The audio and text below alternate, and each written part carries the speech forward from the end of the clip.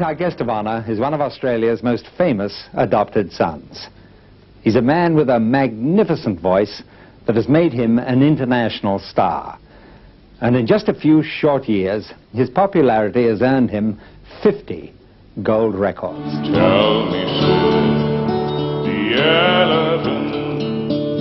Tell me, brothers, if you can, why all the world is full of creatures, yet we go in fear of man. Tell me, sir, the elephant. Tell me why this has to be. We had to run from man the hunt, never see, never. When Sri Lankan Morning Show celebrated their 100th episode, we were extremely lucky to have Kamahl on the program. Here we are doing the 285th episode, and it's with great pleasure I'd like to introduce Kamahl in our studios for the first time. Good morning and welcome to our program. Good morning. That means I'm 185 shows older. First of all, Kamahl, I heard some very, very good news. No, you're the Sri Lankan women cricket ambassador. What's happening in New South Wales? I don't know why they're not playing in other parts of Australia. Yeah. 8 teams, including Australia, New Zealand, West Indies, Pakistan, Sri Lanka, and they are competing in the international women's cricket. Mm-hmm.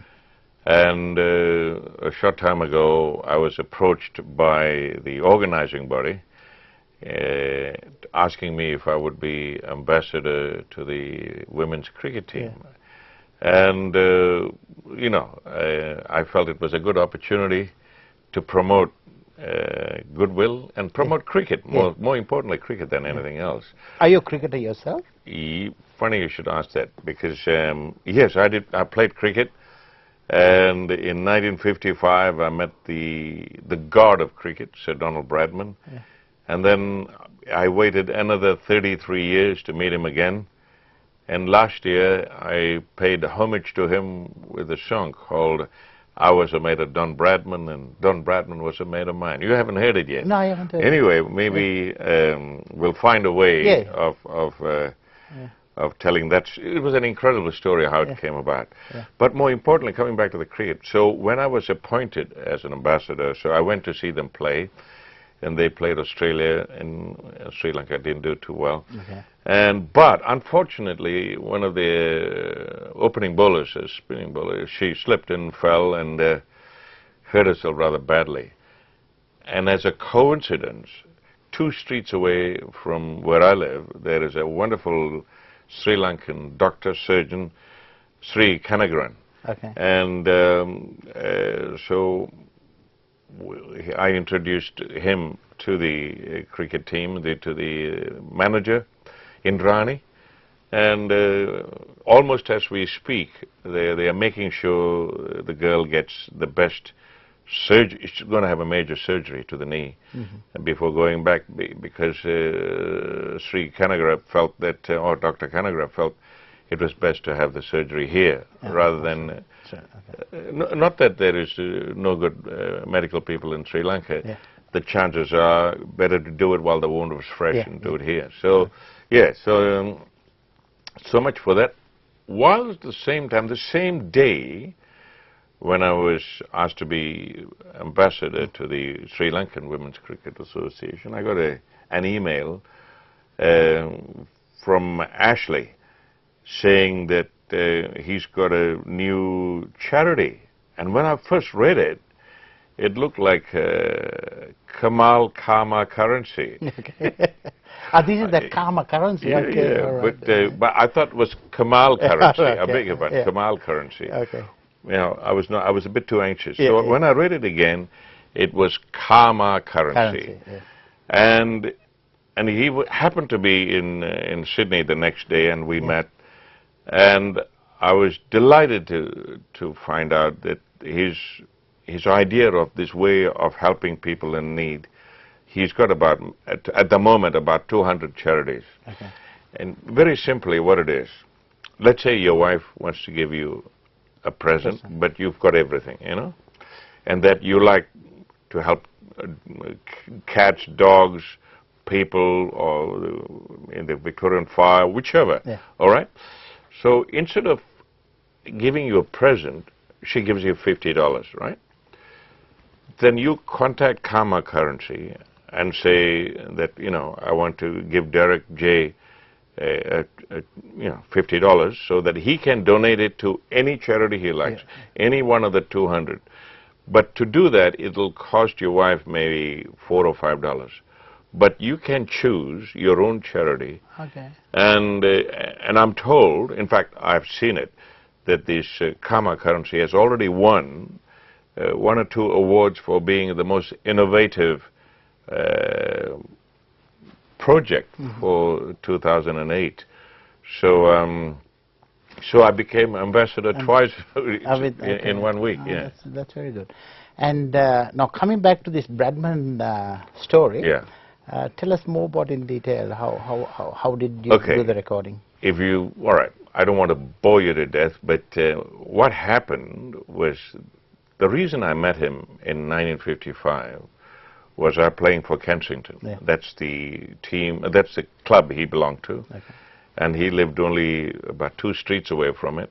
And I did not know for 33 years he lived 1 street away from the school I went to. All right. Okay. Can you believe that? Oh, 1 street away from where I went. I didn't know that. Anyway, and this particular day, it was the first day of cricket in 1955 in Australia, in South Australia. And I was playing for Kensington. And cut a very long story short, the captain called me over. He says, "What do you do?" I said, "I'm an off spinner." He says, "Try this." And the ball was only 6, 7 overs old. So I rolled over. Would you believe I got a hat-trick with the first 3 balls of the season? Right. And that same evening, I met Sir Donald.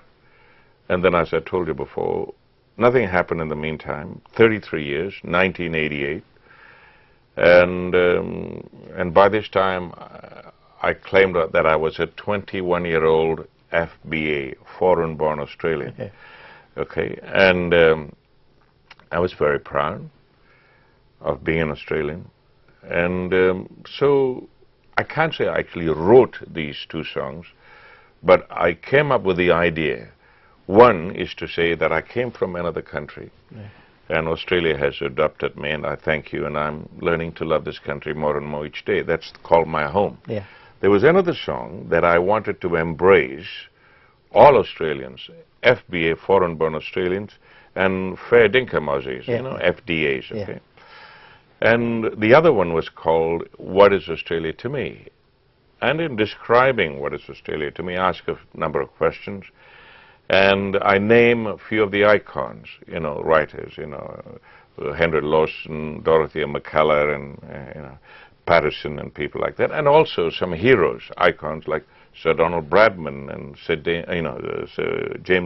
Joan Sutherland, Dame Joan Sutherland, and people like that. And I'd done this song, and it fell on deaf ears. The organizers of the bicentenary didn't want it. Okay. And I was very disappointed. By an incredible coincidence, I met Sir Eric Neil, who later became Governor of South Australia. And he heard the song, he loved it, he invited me to sing for Prince Edward on the eve of the Expo in 1988 in Brisbane. I went over there and I sang it, and before singing it, I told His Royal Highness and everybody else there that this is an FBA song dedicated to the FDAs and all of that. And I kid you not, the following morning, I met Sir Eric Neil and Prince Philip coming down the parliamentary annex. And the first thing Prince Philip said to me, even though I have sung for him once or twice before, he says, "All night I've been hearing about this FBA song. What is it all about?" So, of course, I explained to him. But that night, I went back to my hotel and wrote a letter to Sir Donald Bradman and sent him 2 copies of the same single. And I hoped that he wouldn't be too upset that I've mentioned his name in this song. And he won't get angry with me. A week later, I got a reply. I wish I could show it to you, but maybe I can send it to you. Yeah, you know? yeah. And you could show it in a Yeah. subsequent program. Yeah. And it was one of the nicest letters that I've ever received from anybody. And he remembered meeting me not on 55, but in 61 at another function that I couldn't remember. Okay. Anyway, so he invited me to his home on Melbourne Cup Day in 1988. And he and I chatted. Oh, I chatted. He listened because I was so nervous I couldn't stop talking. And on Melbourne Cup Day in 1988, and started a friendship that lasted till he passed away in 2001. And I sang the Lord's Prayer at his memorial service. In fact, he came to my show on his 80th birthday. And Where, in Sydney or in Melbourne? No, in Adelaide. Adelaide. Yeah. And so, by little, the fact that I knew Sir Donald sort of leaked out. And last year, a fellow called Greg Champion, he's a champion of a guy. Yeah. He wrote It's this. a very good song, right? Yeah, and he heard about my friendship, and he said it's Sir Donald's 100th birthday. You know, it's not actually a birthday song. You know. And I recorded it, and it got quite a bit of play on the ABC. You know, I'm a little disappointed that it didn't take off. Now you're not going to believe this. It's Seniors Week around this time. You know, March is Seniors Week, and I was asked to do an interview with one of the papers in Sydney. In the middle of the interview, the phone goes, my phone. It's switched off now, but I didn't switch it off that day. And he says, "Hi, hello, Kamahl." I said, "Yeah, it's John here." And because it was a bit noisy in the park, I said, "John Laws." He says, "I've heard this song of yours of Bradman. I can't get it out of my brain. It should be #1." This was only like a week ago. Oh, really? And unfortunately, especially a person like John Laws. You know, the funny thing was, throughout his career, I can't remember ever a time him inviting me to be on his program, and I don't know whether he even played any of my songs. But now he hears this song and he's gone bananas over it. So I do hope your viewers might